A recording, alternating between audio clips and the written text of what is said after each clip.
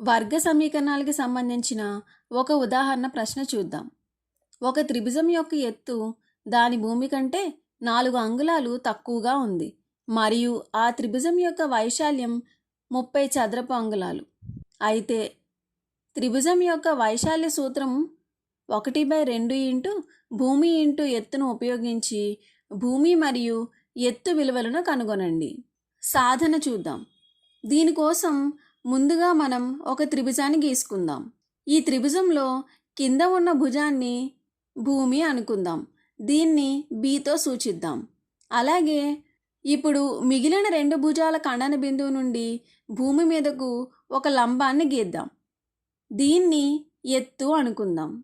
ఎత్తును హెచ్తో సూచిద్దాం. ప్రశ్నలో ఇచ్చిన దాని ప్రకారం ఎత్తు భూమి కంటే 4 అంగుళాలు తక్కువగా ఉంది. అంటే హెచ్ ఏమవుతుంది మనకి? b-4. అలాగే వైశాల్యం ఎంత ఇచ్చారు? 30 చదరపు అంగుళాలు. ఇప్పుడు త్రిభుజం యొక్క వైశాల్యం సూత్రం ఏంటి? a = 1/2 b ఇంటూ హెచ్, అంటే 1/2 ఇంటూ భూమి ఇంటూ ఎత్తు. ఇక్కడ మనకి వైశాల్యం ఎంత ఇచ్చారు? 30 చదరపు అడుగులు. అంటే ఇప్పుడు ఈ విలువలను మనం వైశాల్యం యొక్క సూత్రంలో ప్రతిక్షేపిస్తే ఏకి బదులుగా మనం ఎంత రాసుకోవాలి? 30 = 1/2 ఇంటూ బి మరియు ఎత్తు హెచ్కు బదులుగా ఎంత తీసుకోవాలి? b-4. ఇప్పుడు దీన్ని విస్తరిస్తే 30 = 1/2 ఇంటూ బి అంటే ఏమవుతుంది? b/2 into b-4. తర్వాత దశలో ఏమవుతుంది? ఇది 30 = b/2 ఇంటూ బి అంటే ఏమవుతుంది? b² మైనస్ b/2 ఇంటూ 4 అంటే ఏమవుతుంది? 2 ఇంటూ 1 2, 2 ఇంటూ 2 4 అంటే ఏమవుతుంది? ఇది 2b మైనస్ 2b. దీన్ని సరళీకరించి b విలువను కనుగొనడానికి మనం ఇక్కడ ఈక్వల్ టు తర్వాత b² పదము 2తో భాగించబడుతుంది.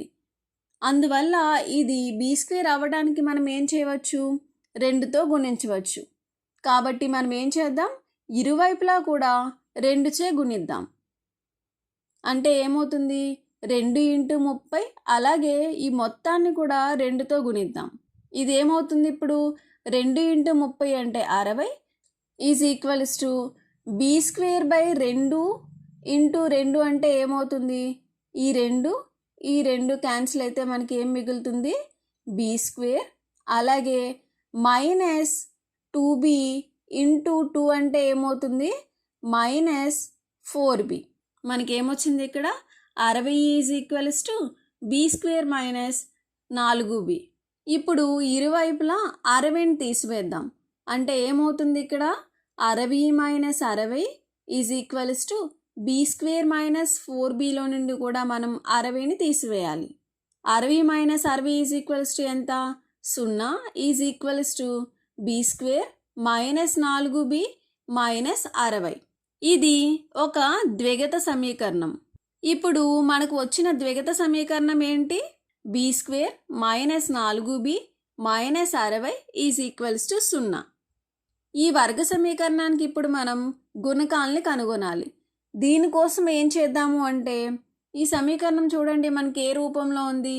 a² + 2ab + b² = 0.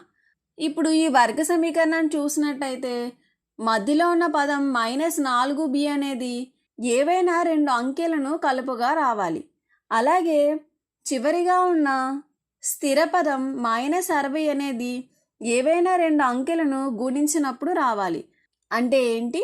ఏవైనా 2 అంకెలను గుణించినప్పుడు మనకి ఎంత రావాలి? -60. అలాగే 2 అంకెలను కలిపినప్పుడు x + y = ఎంత రావాలి? -4. ఈ విధంగా మనం గుణకాలను కనుగొనవచ్చు. దీనికోసం మనం ఏం చేద్దాము? ముందుగా x, yలకు బదులుగా ఏ 2 నెంబర్లు కలిపితే 60 వస్తుందో చూద్దాం. 1తో మొదలు పెడదాం. 1 × 60 ఏమవుతుంది? 60. కానీ ఇక్కడ మనకి -60 ఉంది కాబట్టి మనం ఏం తీసుకోవాలి? 1 × -60.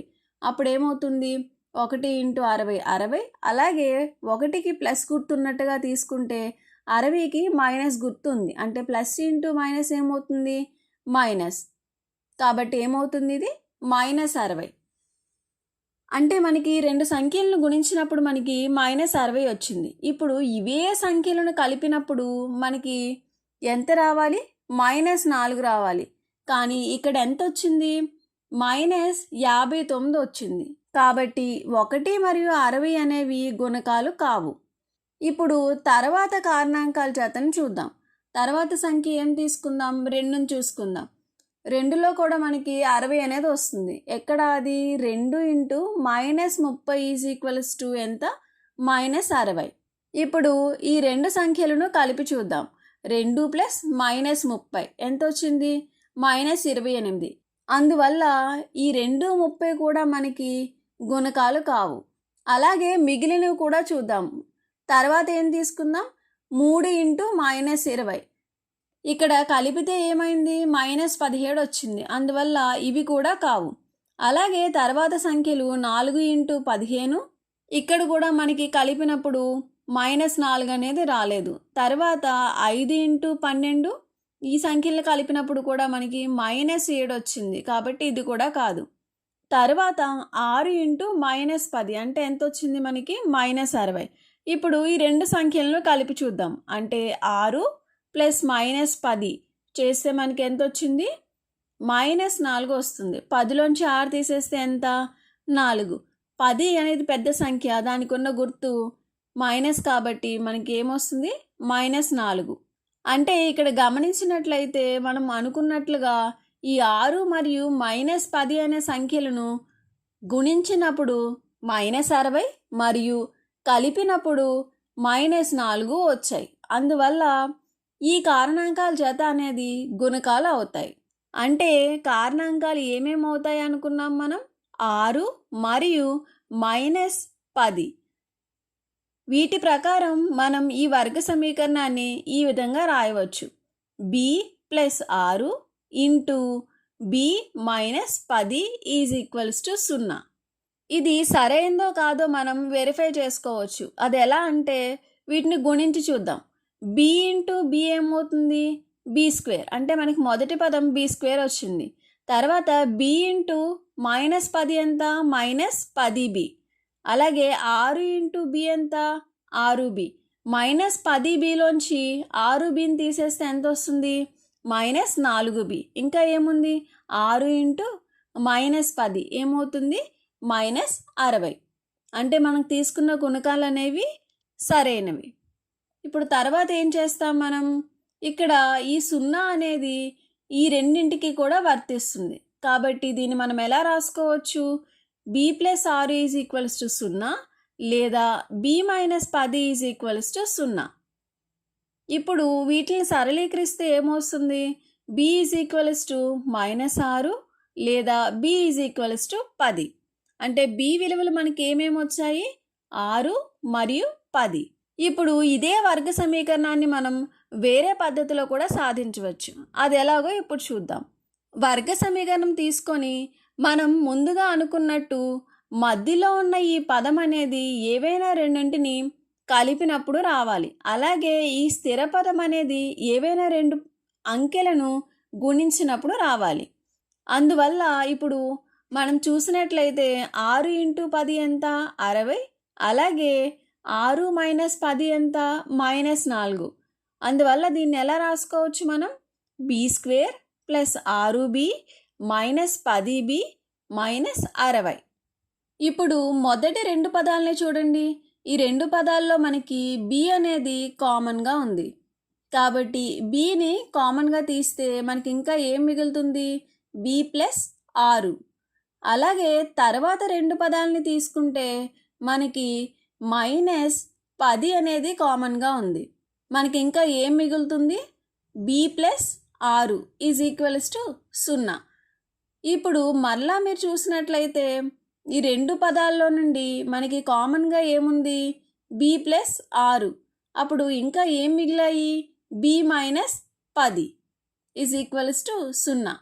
ఇక్కడ కూడా 0 అనేది రెండు పదాలకి వర్తిస్తుంది కాబట్టి ఏమవుతుంది?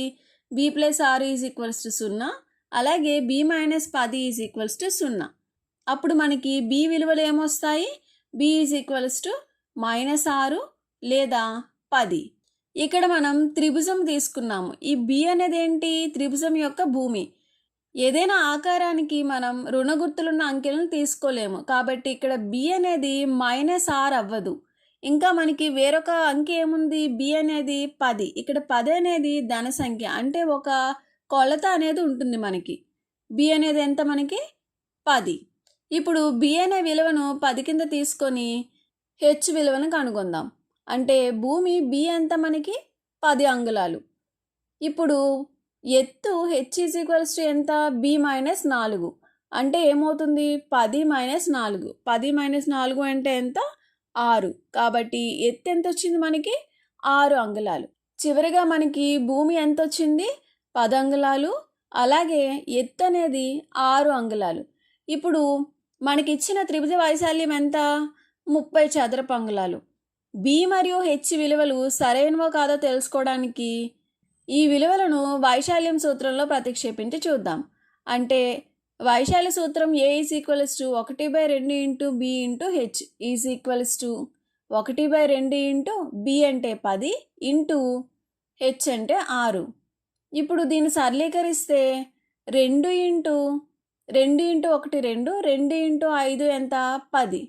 అంటే ఇది ఏమవుతుంది? 5 × 6 ఎంత? 30 చదరపు అంగుళాలు. అంటే మనకి ఇచ్చిన వైశాల్యం వచ్చింది. అందువల్ల మనం ఏం చెప్పుకోవచ్చు?